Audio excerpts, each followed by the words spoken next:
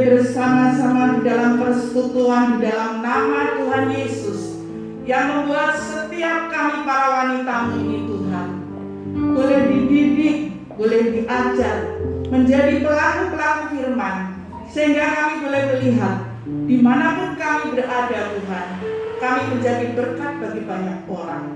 Sebab itu kami tahu kekuatan kami terbatas. Roh Kudus tolong setiap kami supaya kami benar-benar menjadi wanita yang bijak, wanita yang penuh hikmat, wanita yang membawa damai. Tuhan, berikan kepada kami semua.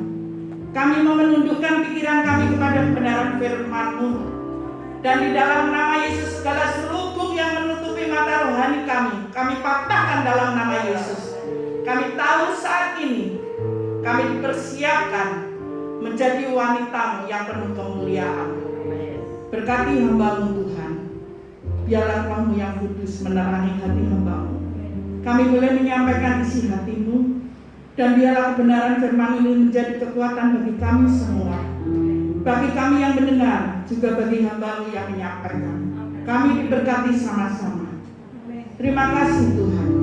Dalam nama Yesus kami berdoa dan mengucap syukur. Haleluya. Amin. Silakan duduk. Shalom. Puji Tuhan ya. Ibu-ibu yang dikasih Tuhan, para wanitanya Tuhan yang diberkati. Apa kabar? Luar biasa. Luar biasa. Sungguh luar biasa. Nah, kalau luar biasa, pada masa-masa pandemi ini kita melihat bagaimana keadaan keluarga kita. Kalau kita berkata luar biasa, ya, apakah dalam keluarga kita ini ada komunikasi yang baik? Apakah dalam kehidupan keluarga kita ini ada sesuatu, walaupun ada yang masih harus dibenarkan, tapi ada sesuatu pertumbuhan, perubahan, amin. Jadi ada perubahan setiap para wanita itu. Nah, sebelum saya meneruskan kebenaran firman Tuhan ini, saya mau mengajak para wanitanya Tuhan bagaimana di dalam pandemi ini komunikasi dalam keluarga saudara.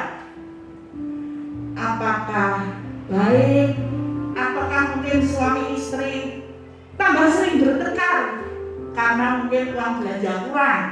Nah, di situ saya juga berdoa, aduh Tuhan, apa yang harus aku sampaikan ya, sehingga saya tadi udah bilang, Pak Brobbias Bu, ya Bu, saya ini dapat ini, tahu-tahu ada ini lagi, ada ini, sehingga saya tuh karena ya ada pekerjaan rumah juga, sehingga buru-buru.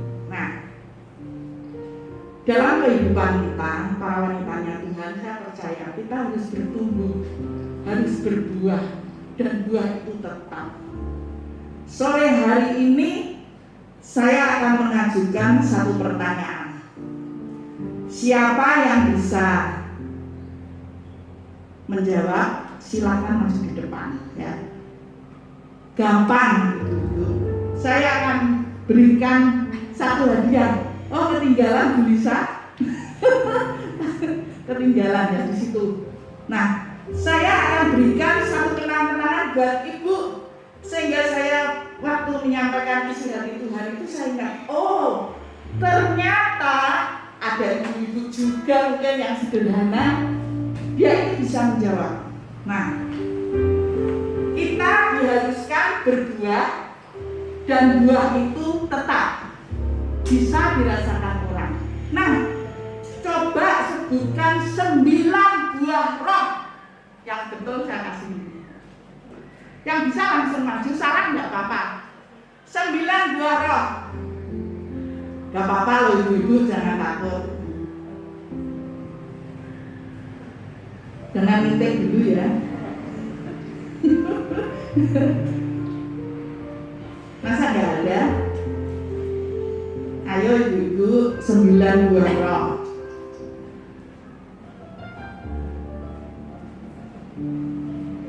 Nggak ada yang bisa sama sekali.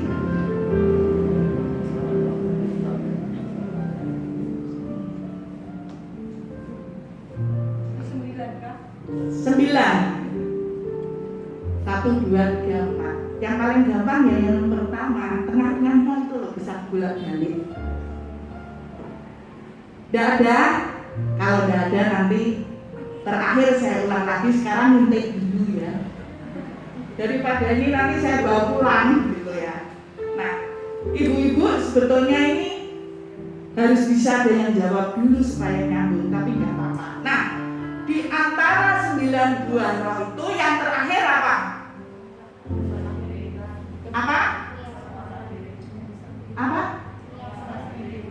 Penguasaan diri. Nah, di situ saya belajar.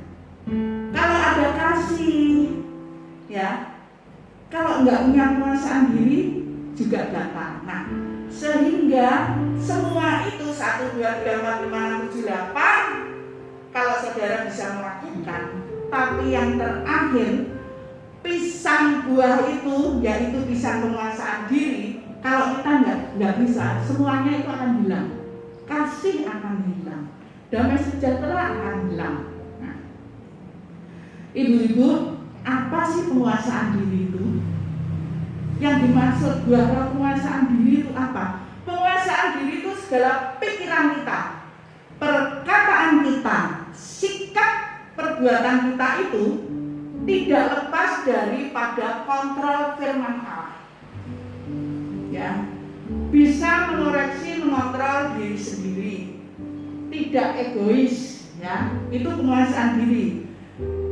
Salah satu buah roh yang harus kita miliki. Nah, kalau kita melihat sekarang itu di dalam kehidupan kita masa pandemi ini banyak nganggur, ya, banyak yang kerja, banyak yang macam-macam, ya. Disitulah Tuhan berikan kepada saya hal ini dalam kehidupan saya, bagaimana penguasaan diri. Saya dulu orangnya juga penguasaan diri kurang gitu. Gampang marah saya. Apalagi nomor 1 kalau saya dibohongi. Nah, saya belajar terus. Jatuh, nggak bisa, bangkit lagi, belajar penguasaan diri. Saya tulis di kamar yang besar, sehingga saya ingat terus gitu. Kenapa kita para wanitanya harus punya penguasaan diri? Nah, kita lihat dari Amsal 25 ayat 28.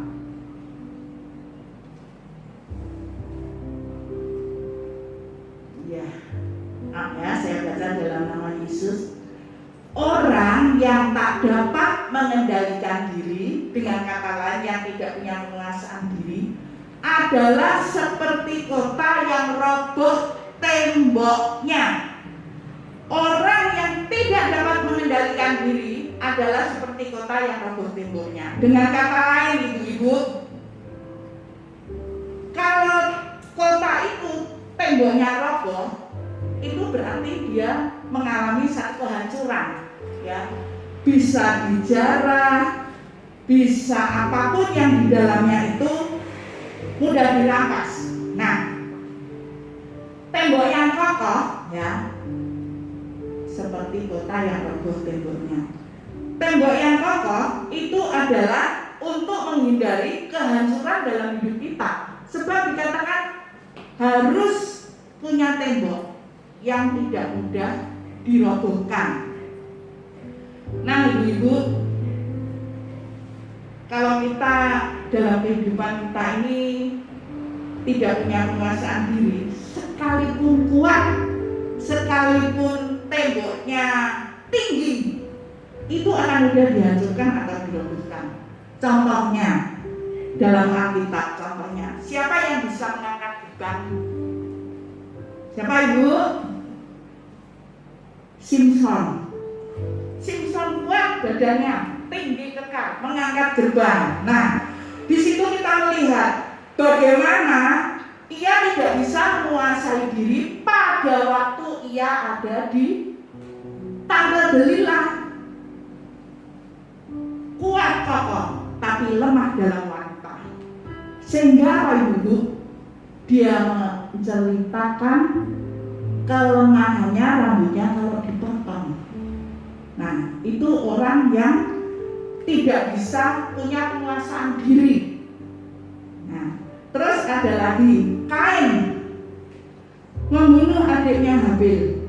Tuhan sudah berkata, kenapa hatimu panas? Kenapa hatimu panas?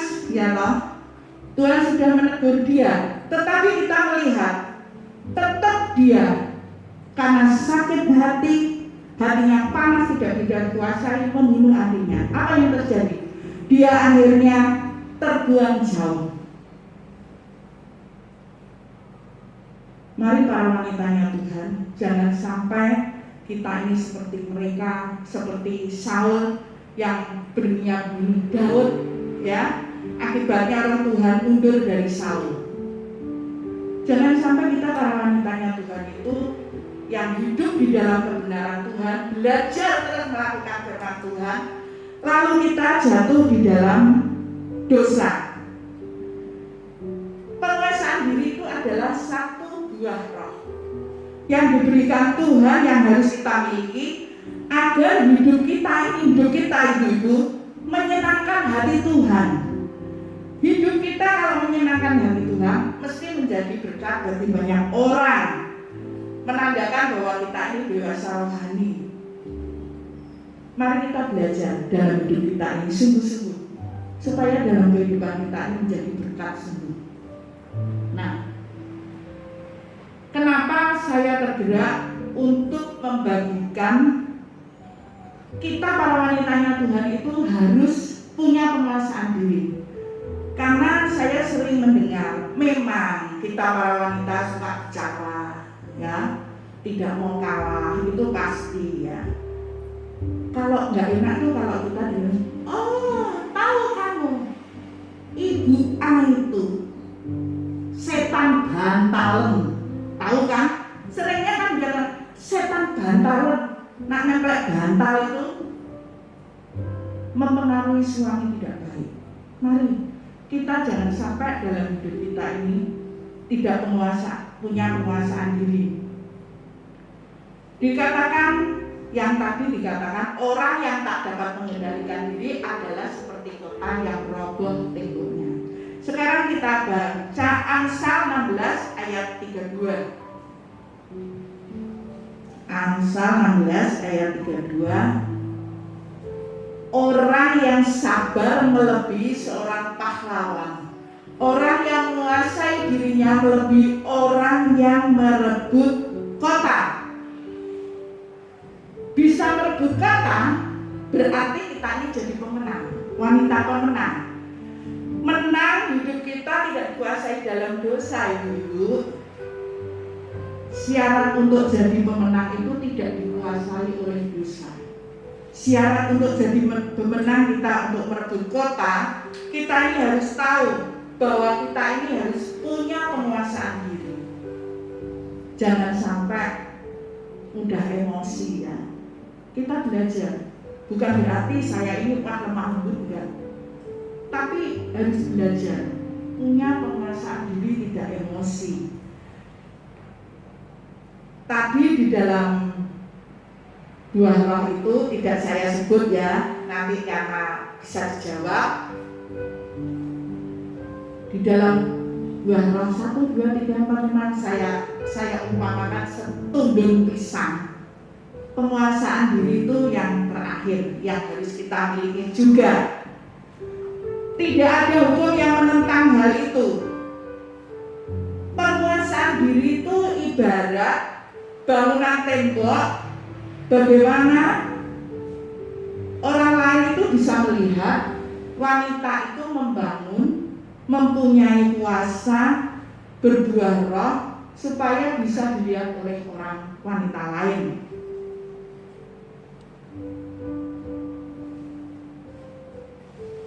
Firman Allah berkata, segala sesuatu itu sudah dekat karena itu kuasailah dirimu, jadilah menang supaya kamu dapat berdoa. Nah, orang yang punya penguasaan diri itu sifatnya tenang. walaupun bagaimana itu dia tuh penampilannya tenang, sehingga kalau kita tenang ibu-ibu, kita bisa berdoa, ya, bisa punya kesempatan untuk berdoa dengan baik. Nah, ini mumpung ada Pak Freddy. Pak Freddy ini penguasanya diri jempol, ya. Saya anjungi jempol, ya. Dia itu memang seperti itu. Saya jadi ingat ibu-ibu, orang yang punya penguasaan diri, dia itu mau ditegur, dia itu seperti seorang pahlawan yang menguasai dirinya melebihi orang yang merebut kota, ya, bisa berdoa dengan tenang walaupun ada masalah. Orang yang punya penguasaan diri, ibu, kenapa Tuhan ajarkan supaya kita punya penguasaan diri? Karena wanita itu kalau tidak punya penguasaan diri, sifatnya akan kasar. Ngamoe diumbar-umbar, ya. Coba kita lihat sekarang di sekeliling kita. Saya juga melihat anak-anak kita harus diajarkan sesuatu etika supaya dia punya penguasaan diri. Kalau tidak, dia akan berkata-kata untuk mengendalikan dirinya dengan adiknya, dengan kakaknya, mungkin dengan mbak di rumah. Itu perkataannya akan kasar sekali. Dan orang yang tidak punya penguasaan diri itu mudah jatuh dosa. Paling-paling kalau wanita di sini, ya, kalau punya penguasaan diri, tidak punya penguasaan diri, dia mudah tersinggung. Paling-paling nggak kepertian, ya, mogok. Itu tidak punya penguasaan diri, ya. Kalau punya penguasaan diri tidak mudah terpengaruh. Hal-hal yang menggoda hati, baik hal-hal yang ada di dalam pikiran kita itu tidak ada.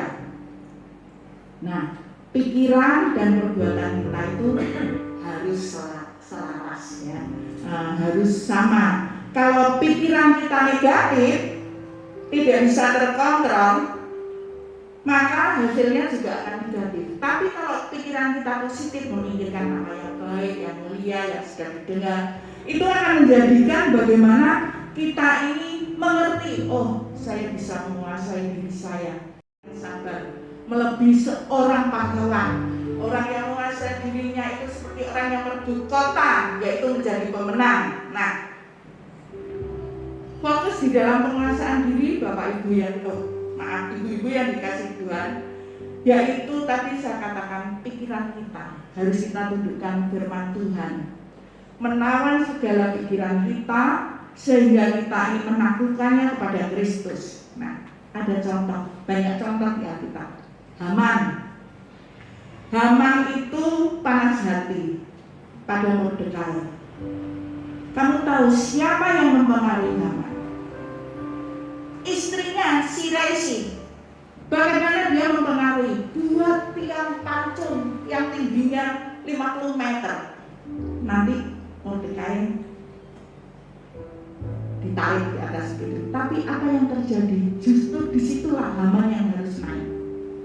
Apa yang sudah dibuat, yang diajarkan istrinya. Sebab itu marilah para wanitanya Tuhan, kita wanita, mungkin ada yang sudah single parent lagi ya, nggak punya suami, tapi bisa punya penguasaan diri menjadi teladan anak, mantu, cucu, ya. Tapi yang masih suami istri, belajar menjadi istri, seringkali dikatakan penolong, harus punya penguasaan diri, tidak membakar hati suaminya menjadi marah, ya. Kita melihat siapa wanita yang bijaksana dalam Alkitab, yang punya suami bebal, durhaka, amit-amit. Siapa itu? Abigail. Nama MBM itu Abigail. Semua yang ada di dalam kumpulan Abigail bisa seperti Abigail, yang punya hikmat, yang punya waktu mengambil keputusan dengan tepat, berkata-kata dengan tepat. Abigail ini ibu punya suami yang namanya Nabal. Sudah dursila, bebal ya, bodoh. Nah waktu itu tuh Daud meminta kepada Nabal untuk dia itu memberikan makan kepada orang-orangnya, tapi dijawab dengan kata-kata yang kasar. Ketika para bujangnya itu ada yang mendengar, bujang ini lari kepada nyonyanya dan berkata, ini Nabal, maksudnya itu Daud meminta Nabal untuk memberi makan, tidak mau kasar, sehingga dia akan membunuh semua pria bahkan yang ada di dalam rumahnya. Ketika Abigail mendengar itu, dia mempersiapkan apa yang harus dipersiapkannya, ya. Abigail punya satu pikiran yang positif untuk bertindak meredakan situasi yang panas ini. Dia punya hati untuk meredakan situasi yang panas, bukan tambah, oh ya nanti kalau uang yang kita habis ini dibentak domba apa enggak. Tapi dia punya hal hikmat sehingga apa yang Daud butuhkan itu diberikan kepada Daud. Dan waktu dia bertemu kepada Daud, kan dia seorang kaya, bukannya dia mentang-mentang, tapi dia dengan rendah hati, dia memohon minta ampun buat suaminya. Disitulah kita melihat bagaimana istri yang sungguh-sungguh punya penguasaan diri itu menjadi penolong bagi suaminya, meredakan situasi, tidak menjadi panas. Nah, sehingga dalam menghadap ke Nabal, dia punya satu perkataan dari mulutnya, lidah, ucapannya ini adalah ucapan yang memberkati, intonasi yang memberkati. Ibu-ibu, saya berkali-kali melihat yang menjadi pertengkaran suami istri, anak menantu, mertua, itu apa? Intonasi kata-kata, tekanan kata-kata yang kasar. Tapi kalau semua dikatakan dengan baik, dengan roh lemah lembut, saya percaya tidak ada yang bertengkar. Karena intonasi jadi keras-kerasan, itu yang membuat di dalam penguasaan diri tidak ada, menjadi keluarga mulai retak. Mari ibu-ibu, kalaupun itu pernah kita alami, belum terlambat untuk dipulihkan Tuhan. Bukan berarti saya nggak pernah mengalami, pernah. Saya punya suami yang sudah tahu kembali, itu bertengkar terus, nanti main band.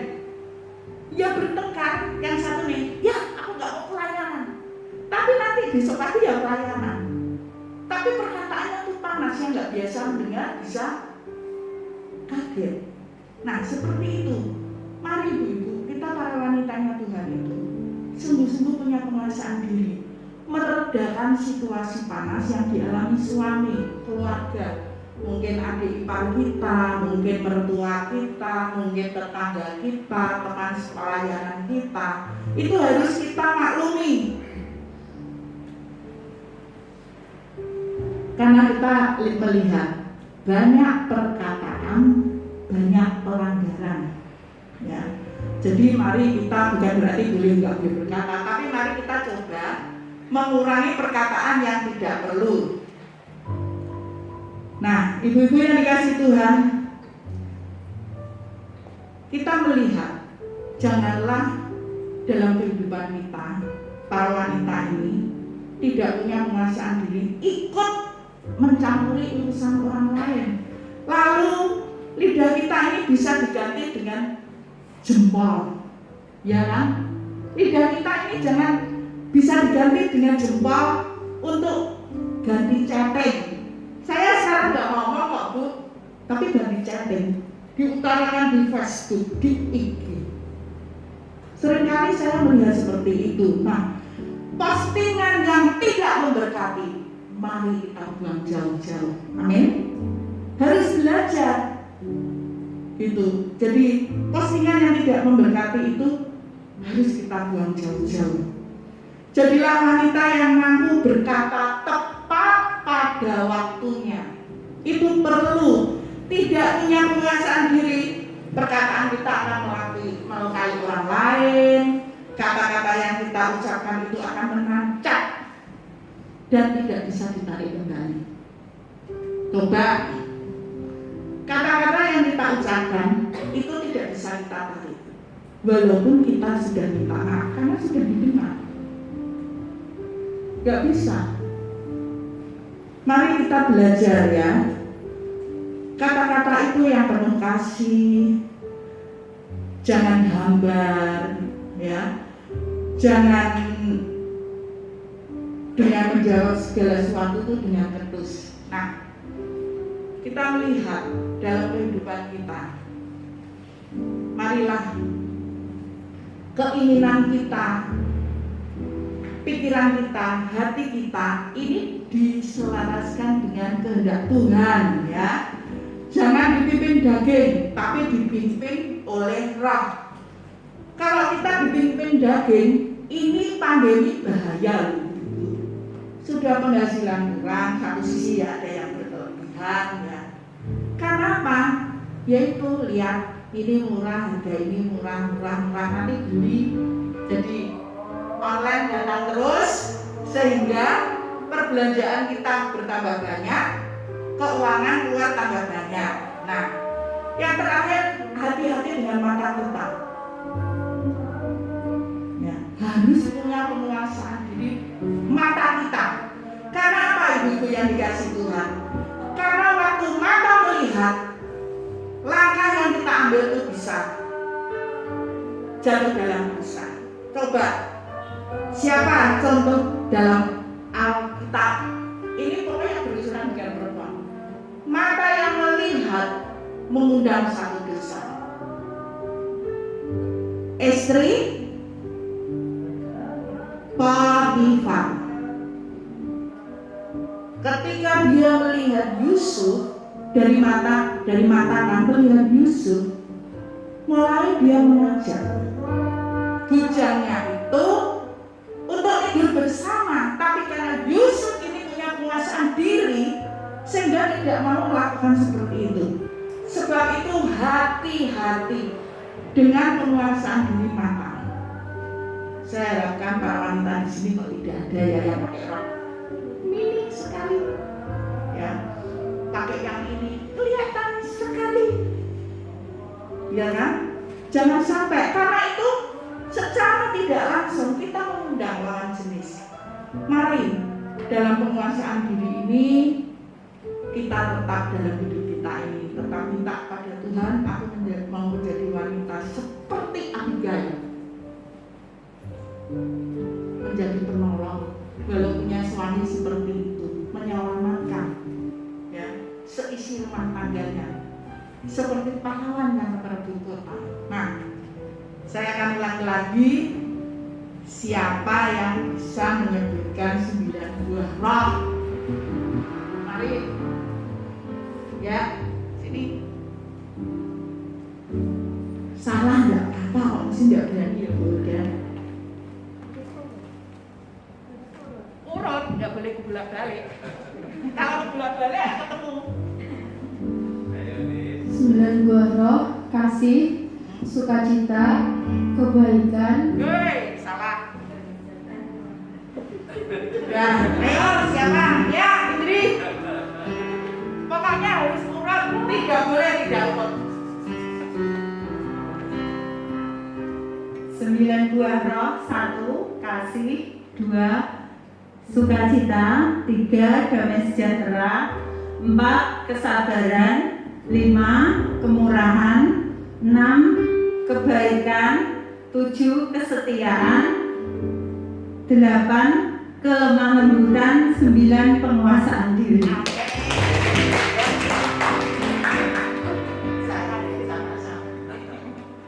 Ibu-ibu yang dikasih Tuhan, ya, ini intermezzo supaya kita ingat, ya, karena nggak boleh balik-balik. Kalau pertama kasih, lalu 2 ini sukacita, damai sejahtera, kesabaran, kemurahan, kebaikan, kesetiaan, kelembutan, semuanya itu saudara punya. Penguasaan diri saudara tidak ada. Semuanya harus. Kenapa dikasih penguasaan diri terakhir? Karena pertama mungkin ibu-ibu bisa melakukan kasih, yang kedua bisa sukacita, ketiga keempat. Yang terakhir penguasaan diri itu memang yang paling penutup tandang terakhir, sehingga kita harus benar-benar punya penguasaan diri, perkataan, sikap, pikiran, perbuatan, semuanya. Amin.